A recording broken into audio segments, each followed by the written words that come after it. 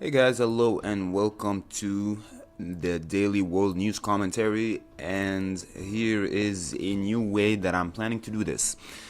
So, what I want to do is talk about one specific important issue every day, the most important issue that I deem crucial in each day separately. Okay, so I'm going to be looking at the most important thing that happened in the day, research it, and then tell you as much as I can about it. Okay, so, and its significance and all that stuff. Let's get started. The most significant issue that has occurred today is in Iraq.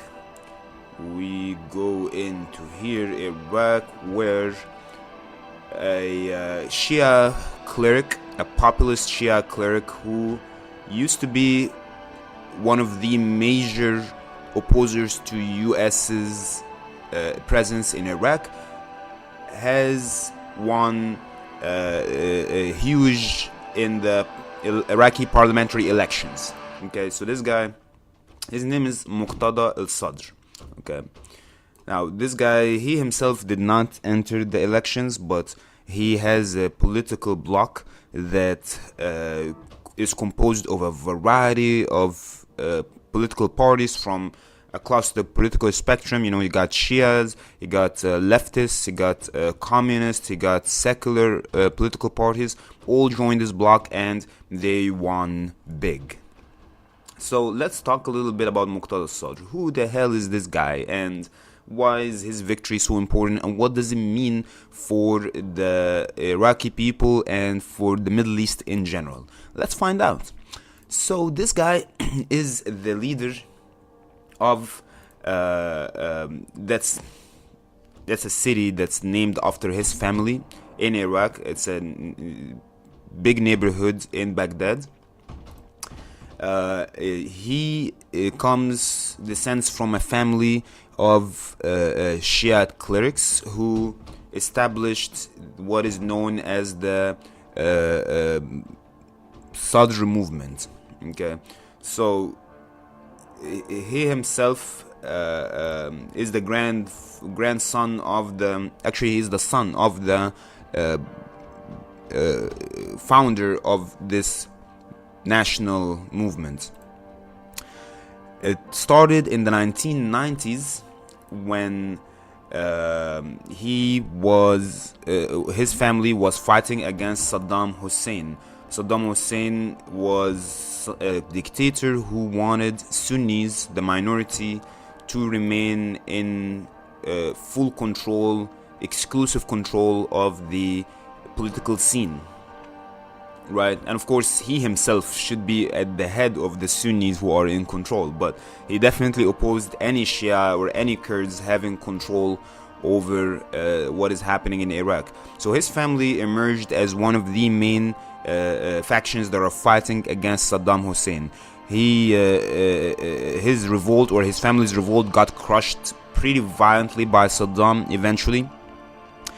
And nothing was happening with that movement until the US's invasion of Iraq, the glorious US invasion of Iraq in 2003. What did that trigger? Well, that triggered a revival for Sadr's movement.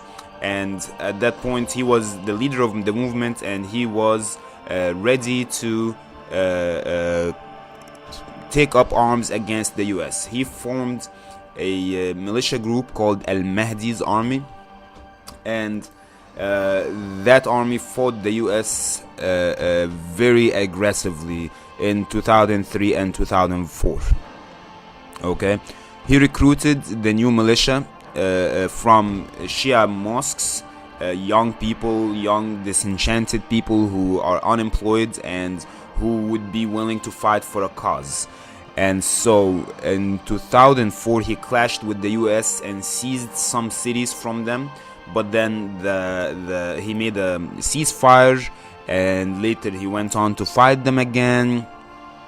He was backed by the Iranian Revolutionary Guard for some time, and then he became at odds with them and at odds with the guy that they preferred, which is Nouri al-Maliki, who's the first Iraqi prime minister after that came to power after the US's invasion, who was also backed by the Iranians.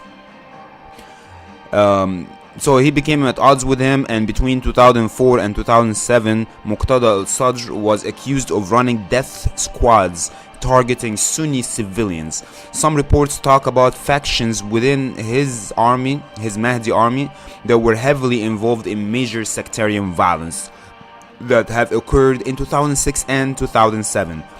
In 2007, he clashed with other Shia groups, and the backlash resulted in his popularity going down a lot, and so he ordered his army to lay down its weapons.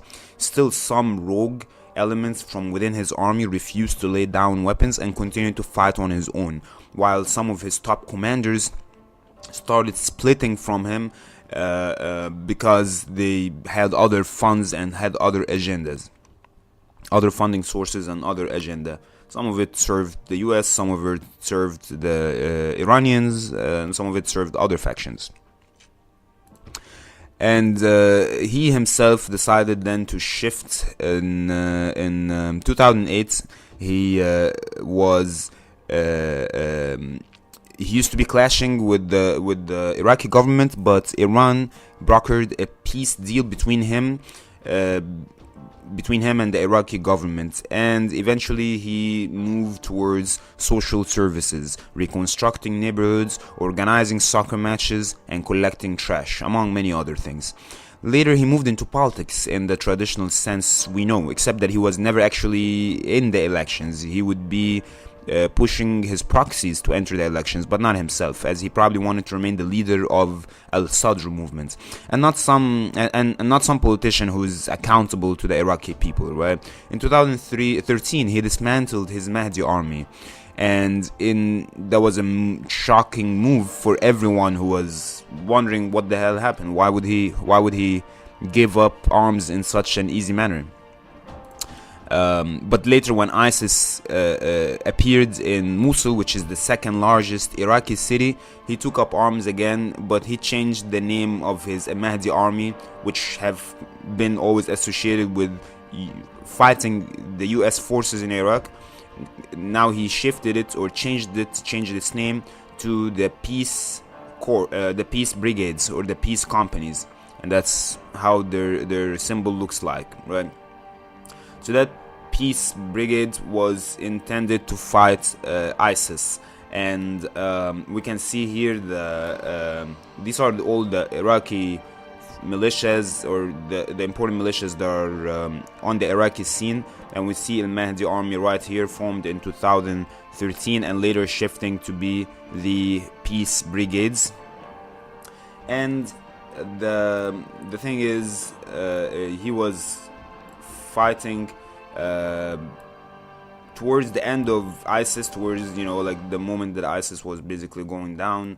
He was fighting right there in Mosul to take out ISIS, second largest city in Iraq, and he made himself an important player in what comes after ISIS's fall. And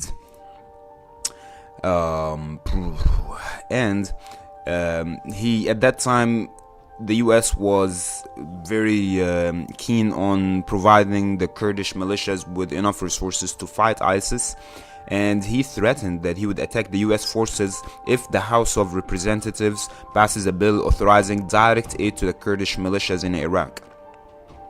The bill was passed, but Sadr did not carry out his threats to the U.S. forces.